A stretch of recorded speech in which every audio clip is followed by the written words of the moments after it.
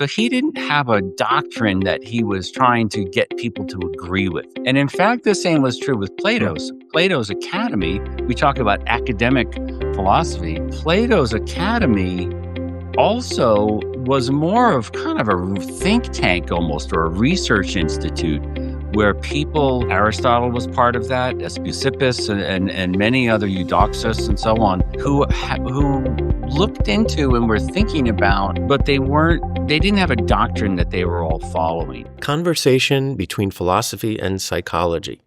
This is a live video conversation that I had just recently with my friend Peter St. Andre. Peter is a philosopher. Professionally, he was a technologist for a long time, but now he's doing philosophy full-time. He's retired from technology.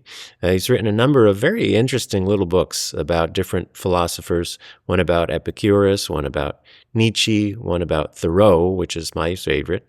Very interesting guy with a wealth of insight and knowledge. Also really down to earth and good-humored, and we had a really nice time discussing different subjects.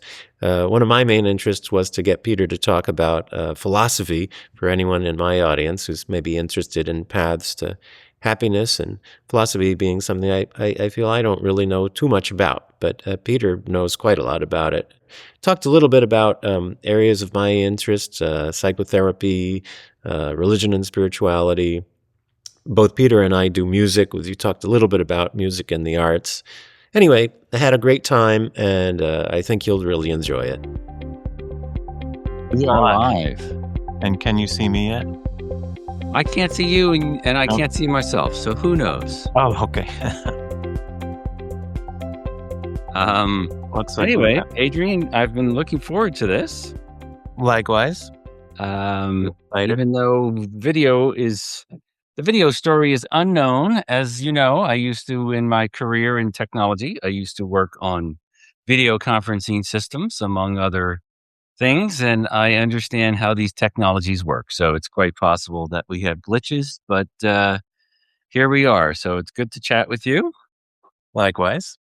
And somehow I think that we might have a series of conversations, Adrian, because there's a lot of interesting things to talk about here. Indeed. So one of the things that I really liked your recent post, Adrian, about stances, and going into give a talk. Let's say I'm going to have the stance of a public speaker, and what are the qualities of a public speaker that I should try to model.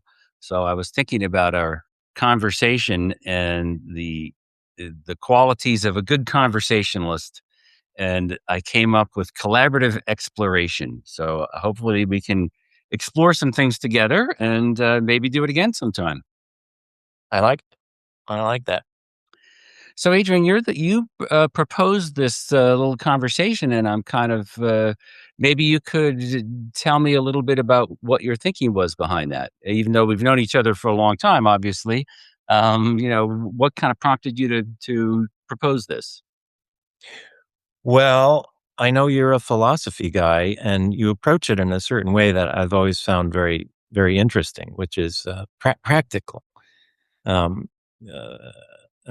I suppose I grew up thinking of philosophy as kind of an academic endeavor, and you turned me on to a different idea about that, and I think you really live that way.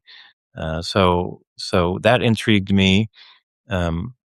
I feel like I don't know too much about philosophy. I'm a psychotherapist myself, so I have an interest in practicality too, but I tend to come at it from a different angle. So I thought it would be interesting to put these two ingredients together and kind of see what came out of it. You got your philosophy in my psychology. Like the old Reese's peanut butter cup ads. I'm showing my age. But yeah, I mean, I think you know way more about psychology than I do. And so, although I've done some reading over the years, so I think it'd be interesting to talk about what some of the similarities and differences are, I guess. And I was one of them to my mind is so you talked about therapy, and counseling and coaching and that kind of practical side of psychology. There's also the logos part of psychology, right? So it was, to my mind, founded to be a science, and you had Wilhelm Wundt and William James and people like that, right? We're trying to they were actually philosophy professors and kind of gave birth to psychology as a science.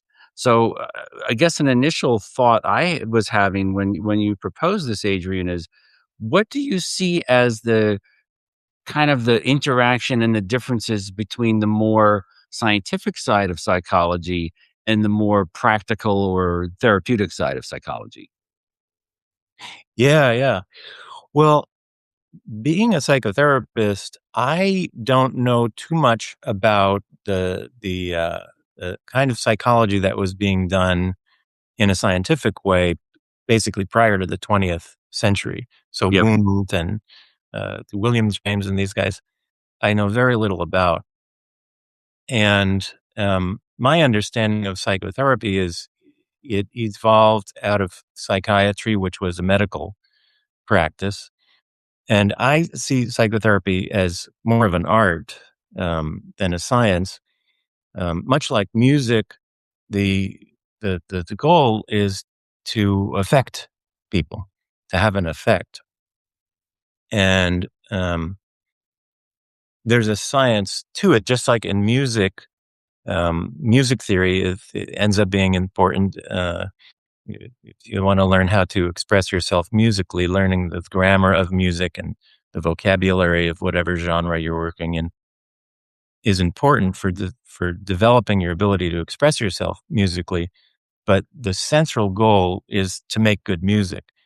So similarly with therapy, the central goal is to help the client achieve the changes that they're interested in achieving, resolve the suffering that's coming in with. Um, and so if there's a scientific aspect to it, it would be that theoretical aspect. But the theory is, in my mind, totally subordinate to the goals of the therapy itself. So it really is like music theory. You learn music theory at the piano, and it's not worth much if it doesn't contribute to the development of the expressive art. And so I see therapy in a very similar way. So it actually puts a question in my mind as to Mhm. how correlated psychotherapy really is with psychology in the first place. Hmm. And Interesting. I don't know the answer to that. Academic psychology or research psychology is a very almost alien kind of field to me. Um, so so I wonder if the connection between those two maybe not quite right, but I'm not sure. So what one thing that intrigues me about our topics, and I was looking at the questions that you posted in your Substack. Uh, I think there's a real similarity between the between philosophy and psychology in this sense that you're getting at, because as you noted at the start, philosophy can be a very abstract thing, and has this what I would call a speculative cast to it, where people are talking about, why is there something rather than nothing, or getting into, the details of cognition, let's say, or something like that, and having these theories of language and all of those kinds of things. And those have all developed, especially in the 20th century, but even well before, as we'll, I'm sure, discuss, as a kind of theoretical or speculative um, dimension of what was originally what Pierre Hadot, I have his book here, Philosophy as a Way of Life. Mhm. So Pierre Hadot was a 20th century French scholar of the history of philosophy, and really uncovered this and recovered this notion of philosophy as a way of life, um, through a series of books. which were very interesting. He got into the Stoics and has a whole book on Marcus Aurelius and these sorts of things. So for those people, philosophy was really a way of life, and the the theories that came out of that were really there to serve the practice. And Mhm. both in psychology and in philosophy, I think it's very easy to go off into the speculative realm and not keep things grounded. I think it's even worse in philosophy than it is in psychology, because in psychology you have the whole practical side of things, right? With the Right. psychotherapists and counselors and all of those folks. Um, so I think there's a real similarity there in terms of the temptation to get into theory. Yeah. Well, one of my questions, and I wonder if you have a sense of this, was how did this shift happen with philosophy? Whereas it seems like, a couple thousand years ago, it was pretty grounded in practical living, and at some point, it seems to have shifted into this more kind of purely theoretical affair. Is that right? First of all, and then second, if so, do you have a sense of historically why that shift took place?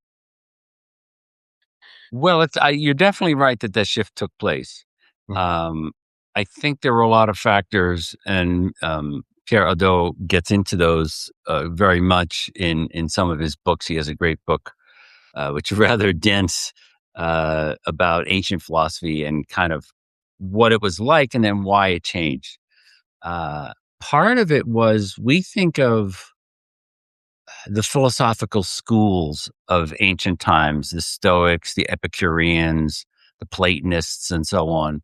And if you go back to Socrates, who kind of wasn't the first philosopher in the ancient Greek tradition, but was certainly the kind of the most influential, right, in this figure of a sage who was very important to all of those schools. Well, not the Epicureans; they didn't like they didn't like anyone but themselves. But the Stoics, the skeptics, all those people looked up to Socrates. And what's interesting about Socrates is that he didn't have students. He didn't have a doctrine. And if you look at all what are known as the Socratic schools that came out of Socrates, you had Plato, and you had who was a much more kind of theoretical philosopher in some ways, but he had his own school that I'll talk about in a second. And then but some of the other people who were around Socrates started hedonism. They went in a hedonistic direction, philosophically, and so on. So he didn't have a doctrine that he was trying to get people to agree with. And in fact, the same was true with Mm. Plato. So Plato's Academy, we talk about academic philosophy. Plato's Academy also was more of kind of a think tank almost, or a research institute where people Aristotle was part of that, Speusippus and many other Eudoxus and so on, who looked into and were thinking about things, but they didn't have a doctrine that they were all following. Um, so that's fascinating to me because they had more of a community aspect than they did a doctrinal aspect where everyone had to have the same belief system. Mm. And this was in some ways true of the schools that came after that. So you think about the Stoics, let's say, or the Epicureans. The Epicureans, for instance, had communities, kind of like a club almost, in hundreds of communities throughout the Greco-Roman world. And these people would help each other. It's almost like the Masons or something like this, right? No, Where they had sure. these communities and they had friendship was very important, and then they would support each other and help each other become better people and things like that. And all of this came to a screeching halt when uh, after Christianity became the official religion of the Roman Empire, they closed all the philosophical schools. They said you couldn't do this anymore. And though that continuity was lost with those communities that had existed in ancient times. So that's part of the story there. Mm. Now that's only one side of it, Adrian, because the other side of it is, why did people, get into the theory more than the practice? And part of that, I think, was, um, kinda competition for adherence. So, the Epicureans were fighting against the Stoics, right? And there's kinda in-group, out-group stuff that happened, where my school, the belief system that I'm attracted to, becomes the one that I care about, and I'm less caring about, um, the pursuit of wisdom and sagacity on its own. I'm more interested in my school and the people that I'm with. So there was a great development of the the the doctrines of the particular schools, whether that was the Stoics or the Epicureans or the Platonic uh, academic skeptics, they're called later on, and so on.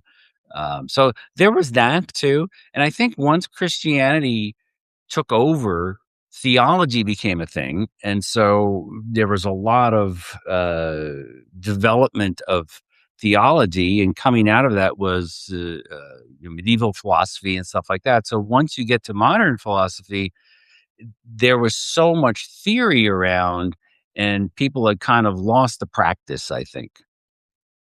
Mm. That's a long-winded answer, or Yeah. I don't know that I have the full answer, but there you go. Well, it sounds like, politics had a lot to do with it, that when the power centers got too big and overzealous, it's almost like the theoretical part got, um, codified and rigidified. Mhm. Um,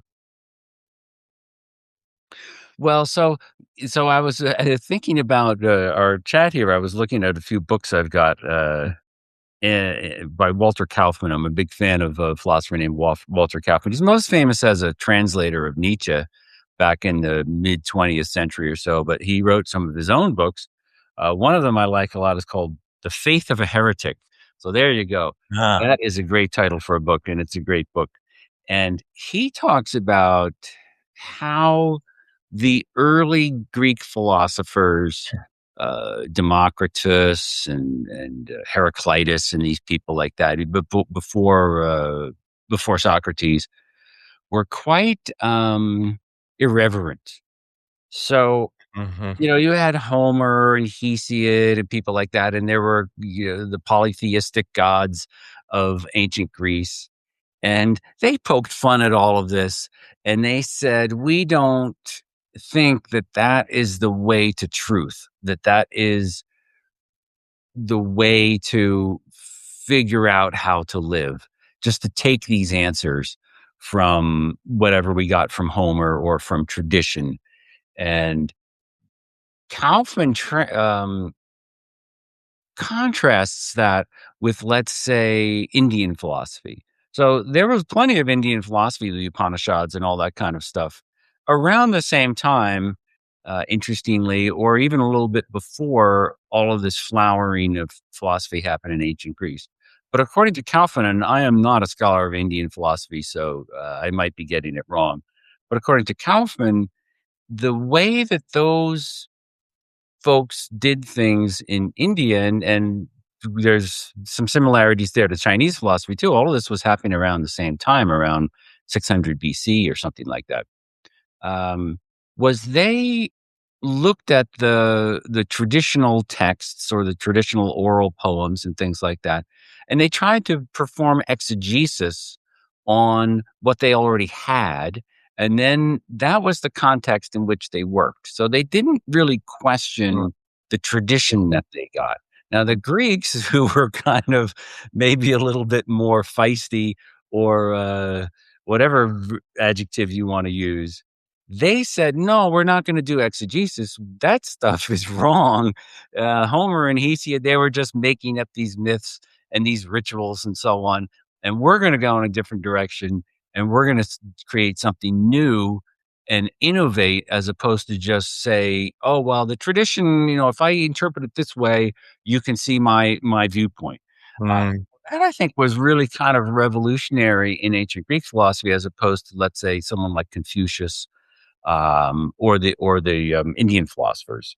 And that I think came through later on, with this kind of irreverence was a very important aspect of why philosophy branched off from religion and the religious tradition in ancient Greece, whereas maybe it didn't do so quite so much in some of the other places where philosophical thought emerged.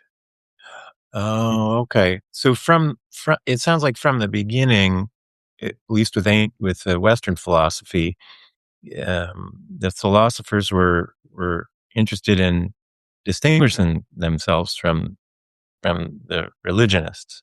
Yes. Well, what what then exactly is philosophy? How would you define it? Well, it should be so easy. Um, but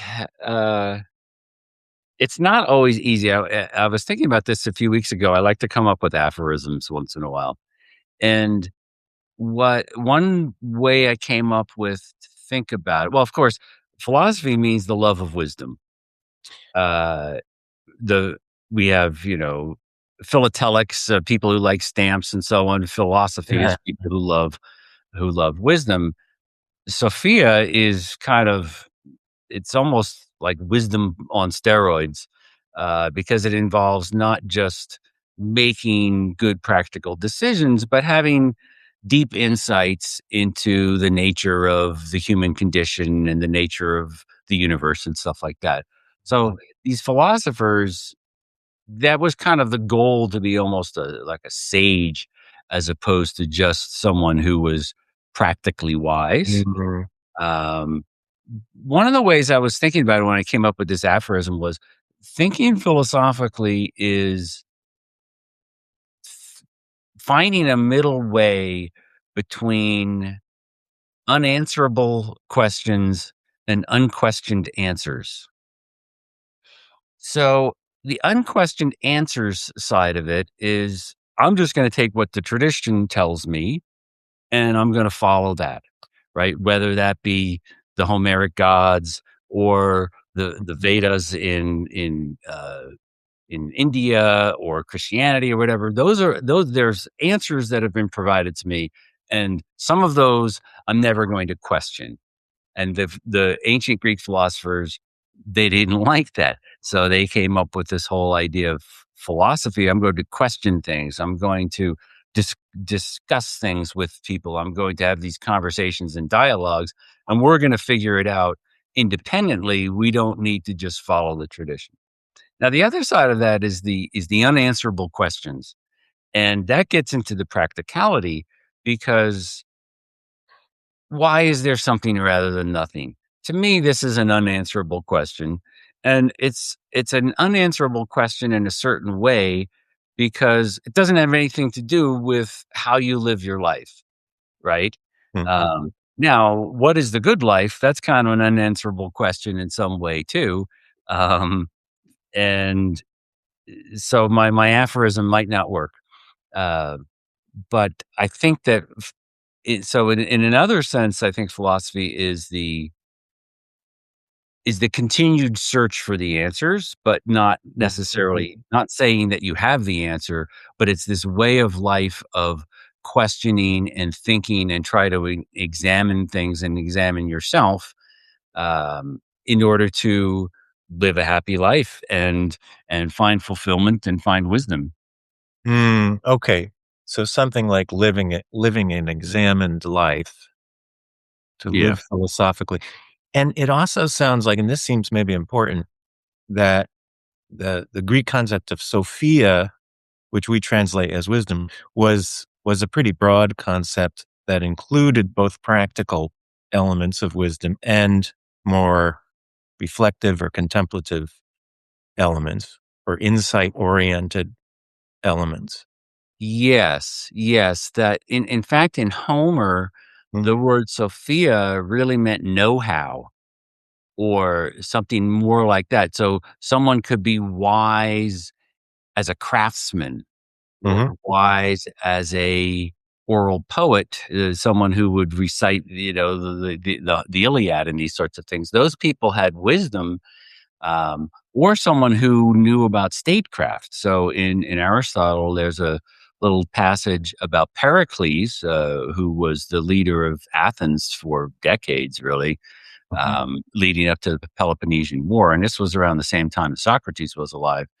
And right, in that time period, that Pericles also had a kind of wisdom because he was good at running the running the city state.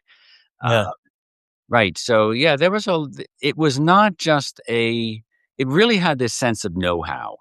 Mhm, mhm. And am I right that it it included science, or what we now call science, that Aristotle was doing, like biology, Yeah. that's science. It wasn't physics called natural philosophy.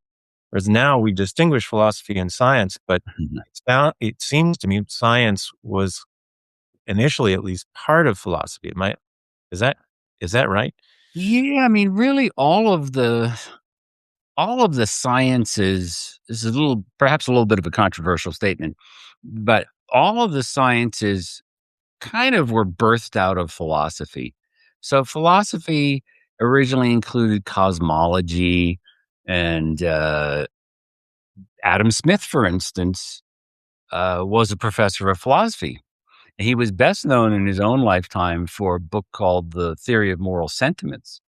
But then he also wrote The Wealth of Nations, and bang, you've got economics. But he was a philosopher. Same thing as I was talking about with Wundt and William James and those people. They were philosophy professors.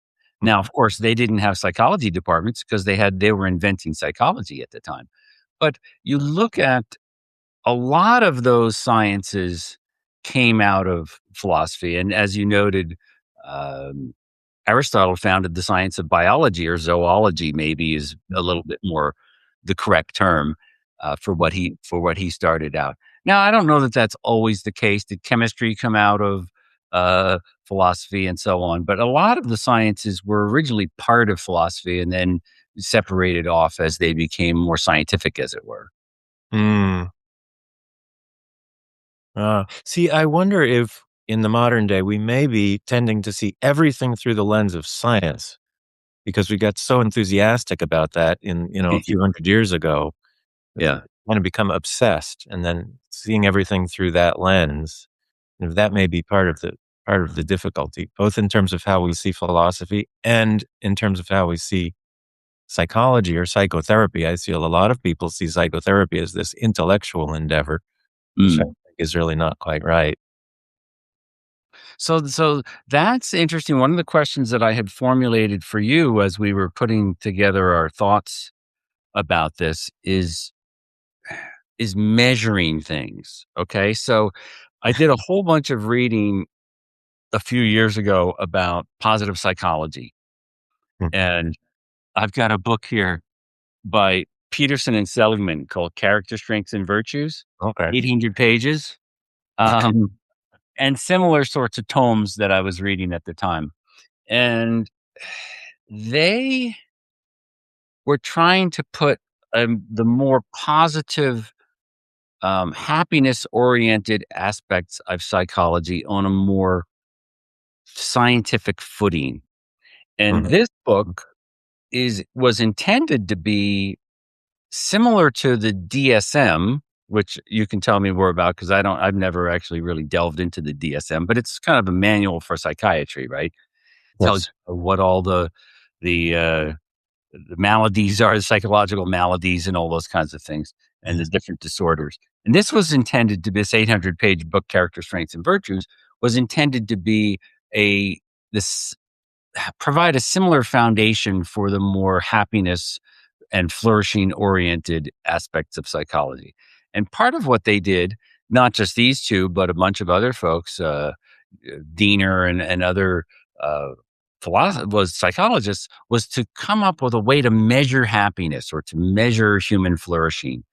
And Mm. they came up with the concept of subjective well-being and a couple other conceptions or constructs that they tried to formulate. And you know, is that even possible? Can we measure flourishing? Can we come up with something that we can score people on and stuff like that?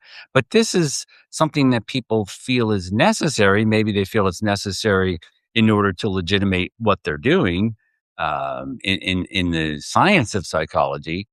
But I don't know that you can measure all those things. But we have this fetish almost of measuring things, and I think that comes from the scientific side of psychology.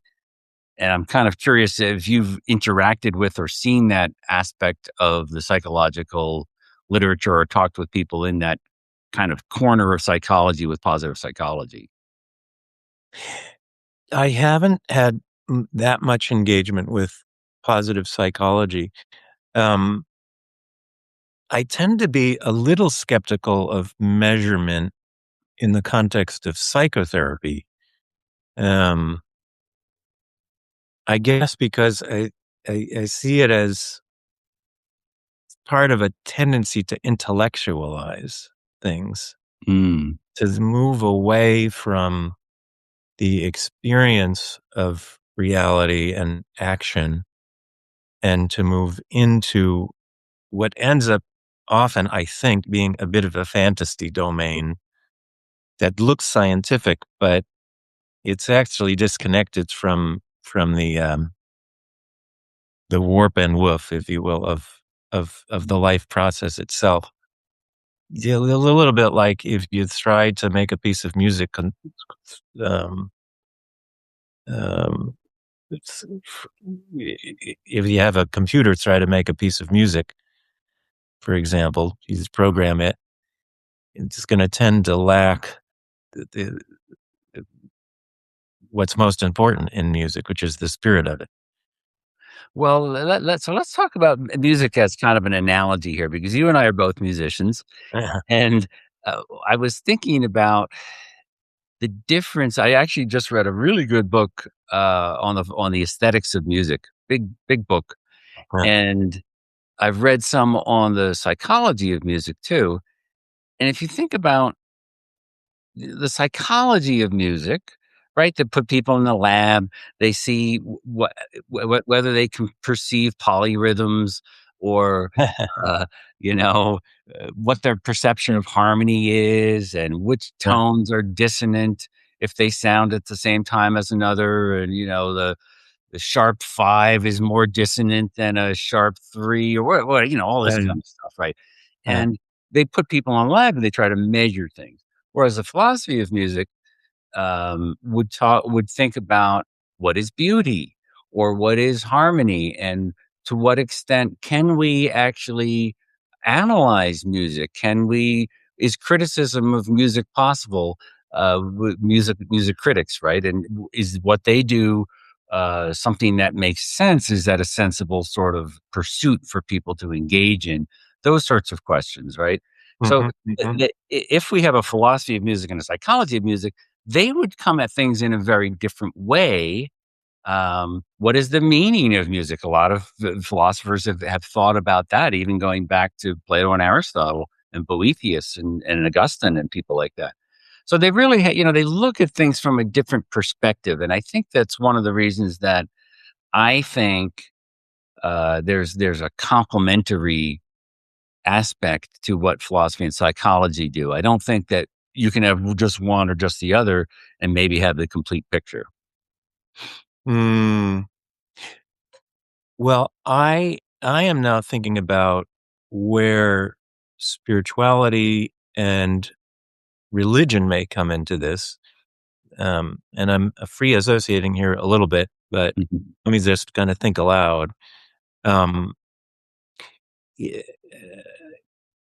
it it seems to me it's very unlikely that human consciousness is the ultimate consciousness in all of being. Um, it seems much more likely that as far as the possible limits of consciousness go, humans is much more close to the other animals than to what's possible, which implies that there's a vast dimension of being that's outside of our comprehension. but that we have some kind of connection to and are constantly interacting with. And my own experience, at least making music, is it's as though there's a lot that is coming from the realm that's outside of my comprehension. And so it's having a way to plug in to the dynamics of being that's go beyond what I can understand intellectually. And this is not to cast aspersion on the human intellect, but it's just to kind of put it in its proper bounds.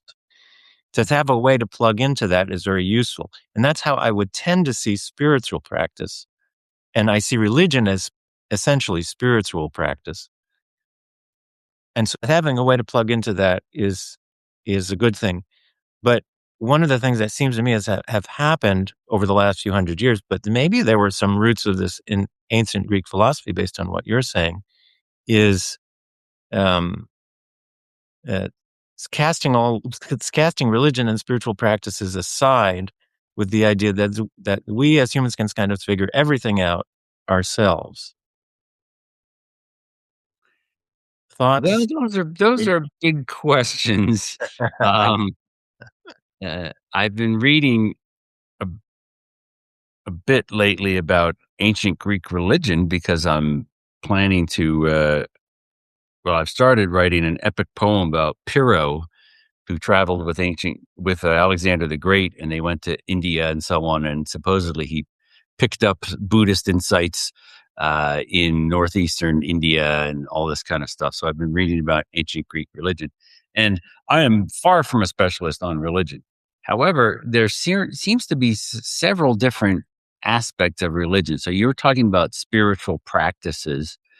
Clearly, there's rituals. And Yeah. Pyrrho, in fact, later in life, was a priest of Zeus in his hometown. And what were those priests doing? They didn't have a hierarchy, they didn't have a church, they didn't have a belief system that everyone had to agree with, but they had to get the rituals right. So they would sacrifice to Zeus, right, and propitiate the gods for certain favors, or they would go to the oracles and ask what decisions they should make, and all this kind of thing, right? So there's the ritual aspect of it, and you had to get the rituals right because you don't want innovation in rituals, right? The whole point of a ritual is we're going to do it the same way because we got results the last time. So there's that aspect of it.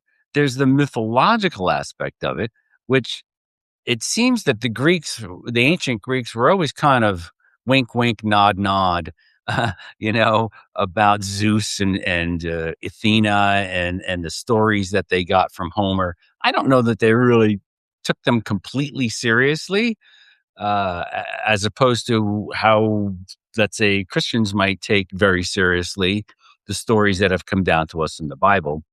Um, so there's different aspects of religion, and then as we were talking about before, in Christianity, certainly you got a theology that came along during the Middle Ages that became very important, and people were getting burned at the stake for disagreeing about what the Trinity was, and was God three persons or one, and this was a big issue in terms of the belief system. So there's a lot going on with religion, and if you look at Socrates and Aristotle and people like this, even though they were rather irreverent, I don't think that they weren't atheists.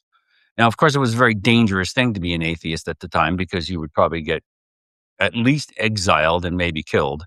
And that's one of the reasons that Socrates was given the hemlock and had to poison himself to death because they said he was inventing new gods and stuff like that, and he didn't. He said he wasn't doing that. So you really had to be careful back then, Yeah. as you had to be careful in the Middle Ages and many other cultures about what you said. And a lot of the times they would have kind of what they said publicly, and then what they said to their own little community might have been different. And they had to couch things in very careful Mhm. ways. So they Mhm. might have believed certain things and not really came out and said it Mhm. because they didn't want to get killed. Uh, Mhm. Mhm. Getting back to your idea of the spiritual practices, one of the things that Pierre Hadot says in Philosophy as a Way of Life and his other books he came up with this idea of spiritual exercises that he thought that the ancient philosophers, the Stoics and so on, were engaging in. And some of those were common actually to a bunch of the different philosophical schools. So now there's a whole big Stoic movement, right? And there's a lot of people who say, well, the Stoics came up with this idea or that idea. A lot of them were kind of common knowledge, but they were used by the Stoics among others.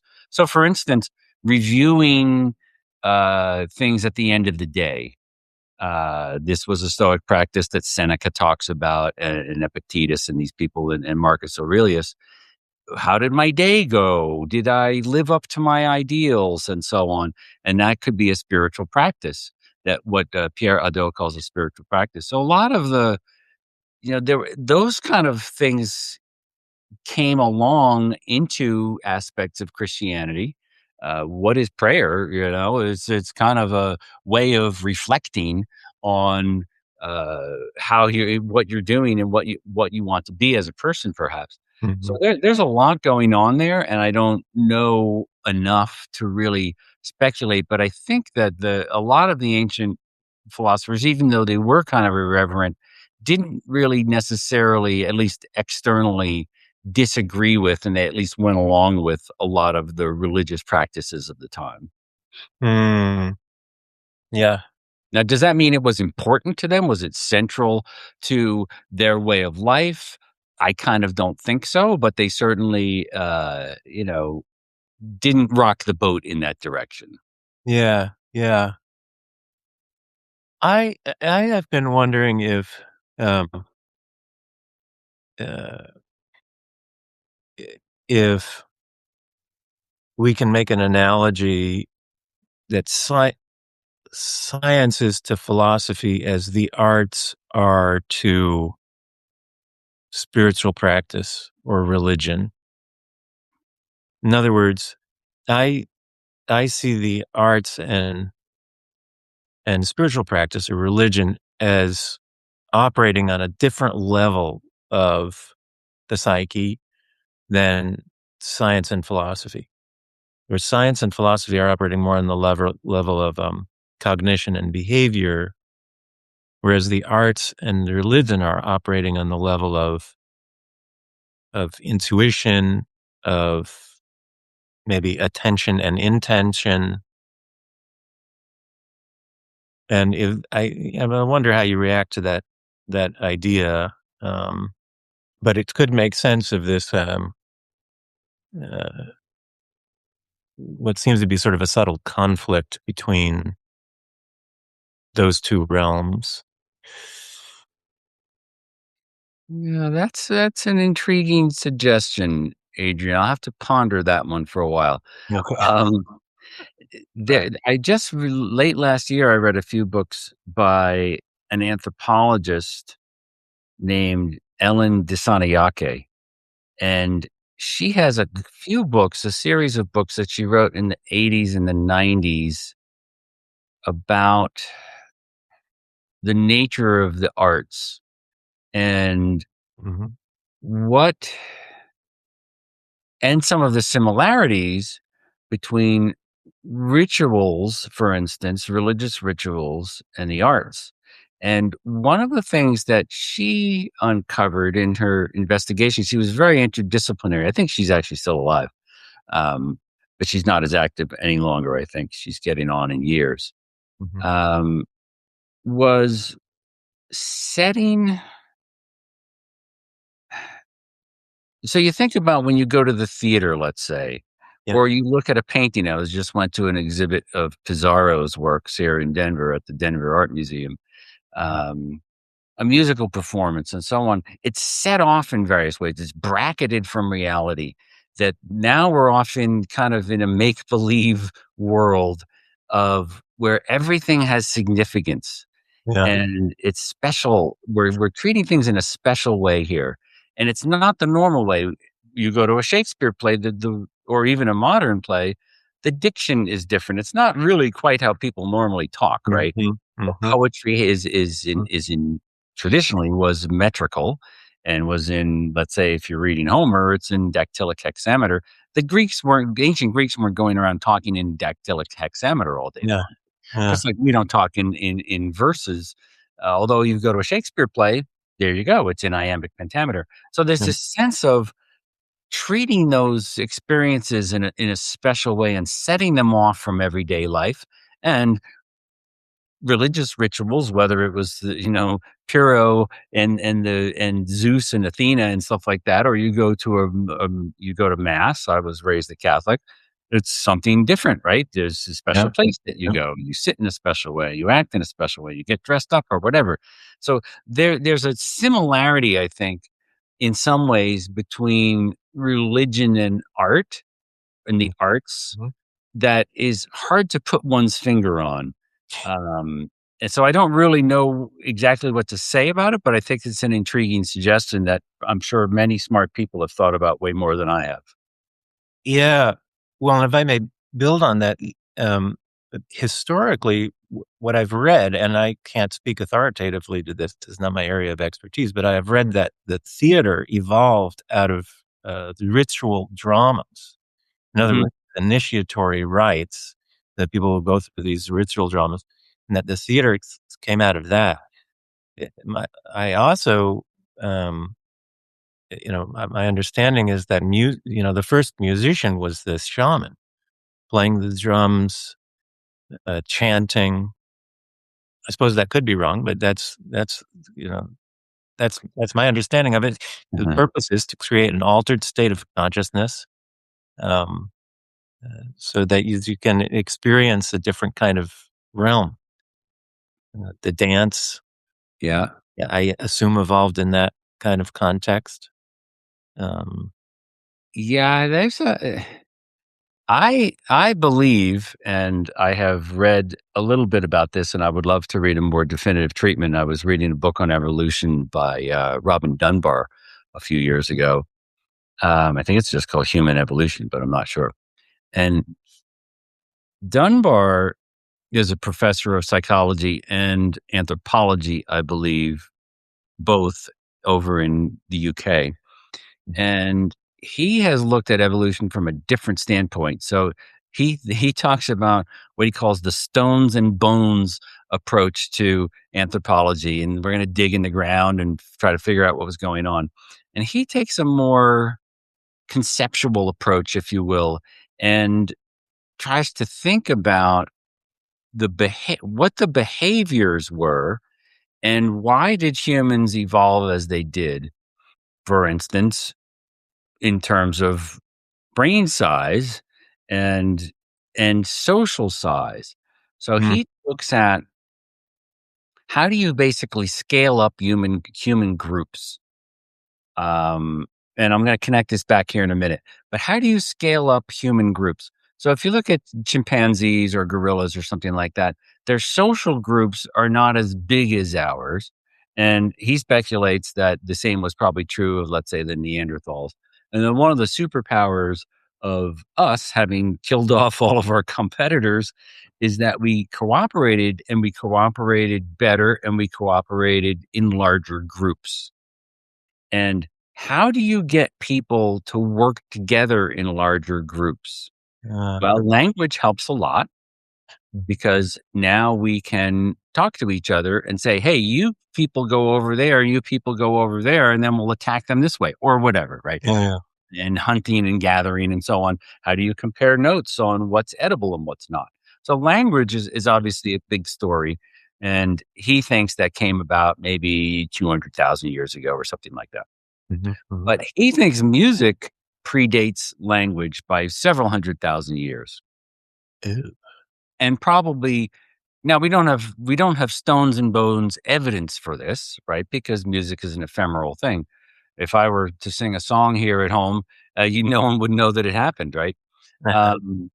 There's no real evidence. Obviously, we have some early flutes and stuff like that, but they even go back only 45,000 years or something like that. The same time period where you get the cave paintings and so on.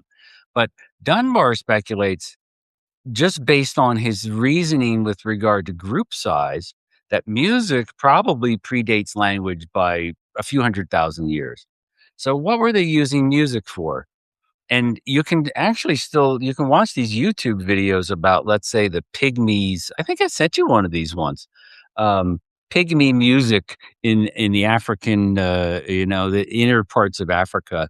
And they would use music and dance together and costumes and so on Yeah. to improve group cohesion. Because if you've got the larger and larger your group gets, you've got to be able to make sure that everyone gets along. And if they don't get along, your group is going to blow up and you're not going to be able to cooperate. So music and dance, and people would sing together. So it wasn't like the shaman came in and said, "Hey, I'm going to perform for you." It was really a group Mhm, activity mhm, mhm, that would get people entrained, psychologically entrained into agreement again. mhm, And mhm, we have to do this once in a while because otherwise people are going to have too many disagreements. But if we can get people to kind of work together on creating this music and dance together, hey, we're all feeling good, and we're uh-huh, working together again. So this is his Dunbar speculation. But I think it's fascinating to think about because I think the arts predate language, and we are always talking about the arts. But the thing about the arts, like you say, is to experience them. mhm, mhm. Yeah. Well, um, speaking of, group participation, I see we seem to have a few people watching this. We didn't talk about this beforehand, but do you think it could be fun to see if anyone has any questions or Well, there is a comments? live chat. I've never used this system before, so presumably, if you're in the chat thing, having worked on these video systems for many parts of my career, you can type things in somehow, and then we can see what people's questions are. I don't even know if the video is going, so because I can't really quite see how things are working here. But yeah, I was always happy to have increase the size of the conversation. Yeah. Well, I'll put a little thing in the chat here. Okay, who knows if this thing is even working? Yeah, yeah, we the whole thing might not Well, your text came through, your actually be text chat happening. came through, so, I use other text. um one of the things I was thinking about as well, your one of your questions, Adrian, that you formulated beforehand was that philosophy in ancient times was a way of life rather than a primarily contemplative or intellectual pursuit. And I wanna talk about this or explore this aspect of contemplation, because if you look at, let's say, Plato and Aristotle, um, they contrasted the philosophical way of life with a more practical, action oriented way of life. And for instance, Aristotle has this kind of thought experiment in the Nicomachean Ethics and the Eudemian Ethics, uh, where he says, look, if you had enough money that you didn't have to work anymore, what would you do? Well, you could have fun. You could travel around. You could go to the theater, and you could enjoy life and live a sort of hedonistic existence. Or you could get involved in politics and help run your city state and all this kind of stuff. So you've got the life of pleasure. You've got the life, a more active life. Or you could have a more contemplative life. Or you could think about things. You could try to find the truths of human experience and join my join my biology experiments, whatever, right? And try to find answers to things. Now, the other option, of course, is you could just keep slaving away and making more money. But he says that doesn't really make any sense, because you've already got enough money. But some people, of course, never have enough. Uh, so he really had this, Aristotle and Plato and those, and really the Stoics and the Epicureans and so on. They had this idea of living in a moderate way and not having excessive emotions, not you know getting fearful about the fact that you're mortal, um, not having affairs, and not being uh, giving into emotions, and not trying to become too wealthy, and so on. They had this ideal of moderation and this ideal of a more contemplative way of life. And when people were kind of called to philosophy, that's what, in part, what they were doing. So this idea that there was, a more contemplative existence where you would think about things and not just try to make money and tell people what to do and seek power and so on. That was part of what it meant to be a philosopher back then. Okay, okay. So the thinking was a part of it. Yeah. Yes. Mhm, mhm. Yeah. And so Um, maybe part of what's happened more recently is that thinking has kinda gotten cut off from the living. yeah. I mean, I think, yeah, there's this whole kind of what I would call a speculative or purely intellectual Mm, pursuit of kind of philosophical puzzles mm, and mm, questions, like I say, these unanswerable questions that don't really connect into how you live your life. mhm. Um, and I don't find that stuff very interesting at all. And when I was a philosophy major, I always got frustrated with those sorts of things. Yeah. But I didn't know about this more, sort of practical philosophy at the time. Um, so yeah, I mean, I think we think about philosophers now, if we think about them all at all, as sort of these useless academics Yeah. teaching this stuff that no one cares about. Well, I think there's some truth to that. I think that the modern day philosophers have brought them that on themselves because they are pursuing these unanswerable, uninteresting questions that they're interesting to some people, but in a sort of purely puzzling or intellectual fashion, Mhm, and they don't connect those mhm, things back to how to live. mhm, mhm, Now, there's still sort of a tradition to some extent. Even someone like Wittgenstein, I was just reading a book of his, and yeah, he really had, in some ways, had this conception of, yeah, we do need to figure out how to live, and philosophy can maybe help us do that. Now, I think he went off the rails sometimes, um, but there are people like that in modern times as well. But it's not the mainstream of philosophy, and a lot of people, professors of philosophy, would poo-poo any notion that this has anything to do with how to live and how to live, find meaning. mm, mm. So yeah, let me look at your questions because we're coming up on an hour. I don't want to go for too long because I think that we could have another conversation at some point. Um, it's just to kind of look at some of the other things, and I would love to talk to you more, maybe next time, about therapy and how therapy works, and how maybe that's different from philosophy. And when you've got someone like you in a helping profession, how do you actually work with people? Uh, Mhm, and I mhm, think there was some of that in the ancient times, but it's much more well defined thing these days. That would be fascinating to talk about. mhm, Um, is sort of the different movements or schools in psychology and philosophy, and what's the worth of those, and do they kind of detract from the underlying goals? If you get too wrapped up around whatever doctrine you're involved in. I know you've talked a lot about different schools of therapy, and you know a lot about different schools of therapy, but some people just follow the one that they know and they don't really think outside the box. So I think there's a lot of interesting stuff that we could talk about. I don't know if you want to talk about that now, or touch on a little bit of that based on your therapeutic practice. Yeah, well, what I'm thinking, is and this is based on what we've now talked about, is that thinking of psychotherapy as part of psychology may be not quite right. Mm, Certainly the way I think about it, it's therapy is much more has much more in common with the arts than it does with the science of psychology. hmm. Um, and um, so I wonder if it's a bit of a conflation of categories, that's going on. But yeah, I mean, do you have any points of curiosity? I mean, I can talk for hours about psychotherapy. um, well, so one thing that I think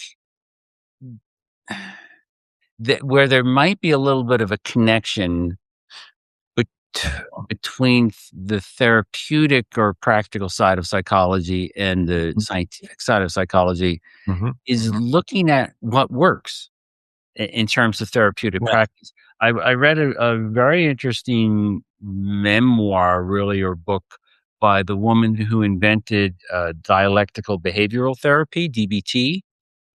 Marshall Um, Linehan. I'm sorry? Yeah, that's Marshall Linehan. Yes, very interesting, very interesting. And I think there's value in what they would call interventions, right? You have an intervention, you do something with people. Does it work? Right? And maybe it works for certain kinds of people or not for other kinds of people. What about the therapeutic relationship, right? Which you know all about. So I think there's a lot there in terms of you still need to figure out what's effective because I have this notion in my head of psychoanalysis, and you would be in analysis your whole life long, right? And you wouldn't kind of we get frustrated with that nowadays. And people say, okay, I'm working with a coach or I'm working with a counselor. I got some answers to my questions. I'm going to move on with my life. I'm not going to be in analysis my whole life. Right? So what works for people, practically speaking, I think is a legitimate question. Is that a scientific question? What's the relationship there between the therapeutic side and the scientific side, not in terms of the speculative side of psychology, but actually figuring out whether certain things work for people or not. What's Yeah. your thought on that? I do have some thoughts on that because practically speaking, what I've observed is the interest in what works from a kind of scientific vantage point, although I don't know if it's truly scientific because the way it seems to end up playing out in practice is um, it becomes political in effect. You Uh, get this kind of rigidified sense of it should be done this way, and there's research whose motives seem to be to prove a certain system.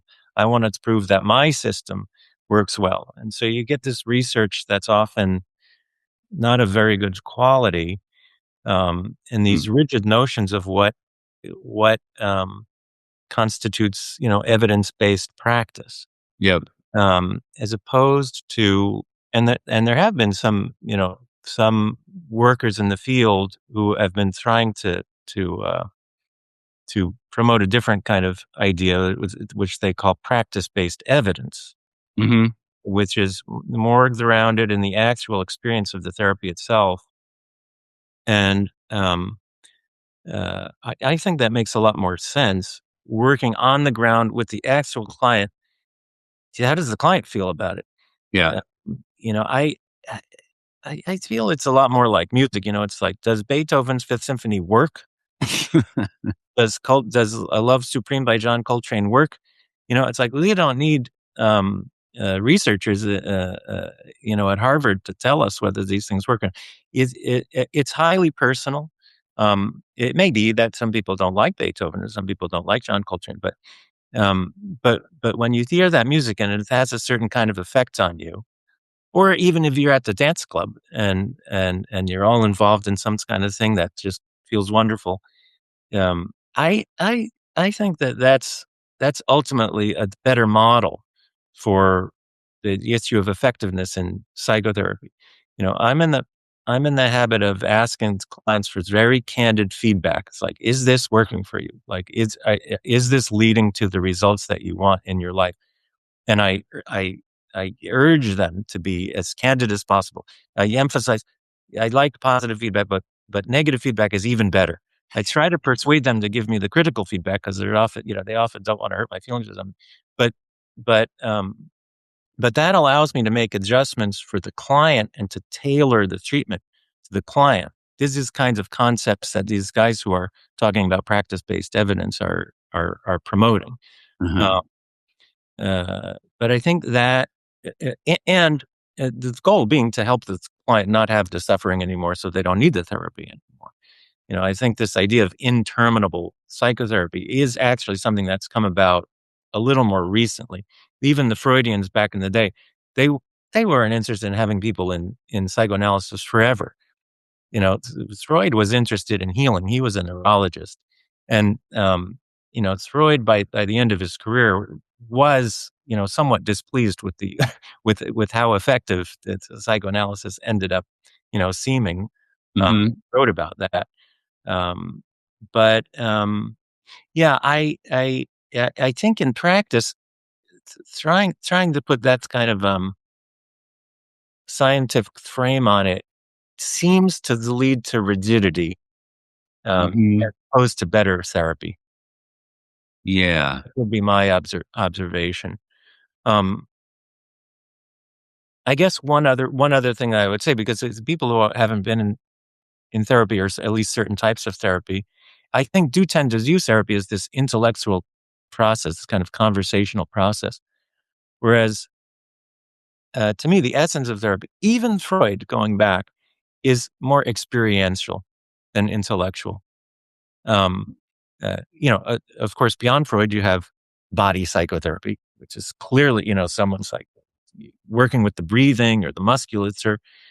Um, Milton Erickson, who was a great genius of psychotherapy of the 20th century, probably the foremost genius of psychotherapy in North America in the 20th century, was putting people into trances through Yeah. hypnotic technique, which was um, uh, and telling stories all the time. And I think of Milton Erickson as kind of improvising rituals, to go back to something that Oh. earlier in the conversation. Um, but even Freud, you got to remember, the people were lying on a couch and this analyst was out of view. Why would they do that? Because it's created a certain kind of environment where the person was likely to have a certain kind of experience. Mm. It's kind of induced this person into younger layers of their psyche that would come out through this free association process, Hmm. so on and so forth. So even psychoanalysis was organized to be experiential. It evolved to some degree out of hypnosis. Actually, Freud was doing hypnosis early on, which is all Hmm. about inducing an altered state of consciousness. Um, so, all of that is another reason why I tend to think that therapy may fit better in the arts, broadly speaking, than in the realm of science. Hmm. Well, that's a good place to wrap up, I think, for today, Adrian. Okay. Dot dot dot. Well, because you've given me some things to think about, and I would like to formulate some more thoughts and questions for you. And maybe you'll do the same based on our conversation. And I would love to have another one of these sometime with you, maybe in the next few weeks or so, um, just to see where some of these threads that been pursuing, where might they lead?